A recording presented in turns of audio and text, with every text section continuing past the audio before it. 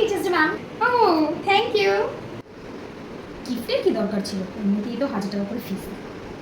তাহলে আজ সবাই 30 জন প্রেজেন্ট আছো তো? 30টা স্টুডেন্টস পড়ে এখানে, তার মানে 30 গুণ 1000, 30,000 টাকা।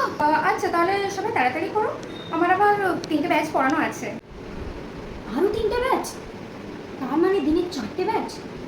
তাহলে তো 4 গুণ 30,000 হলো 1,20,000 টাকা।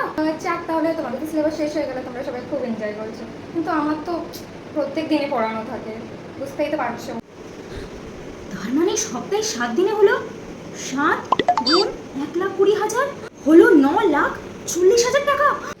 ম্যাম, যদি আপনার স্টুডেন্টের দরকার হয় তবে আমি জোগাড় করে দিতে পারি, কিন্তু তাহলে আপনার 1% প্রফিট আমাকে দিতে হবে।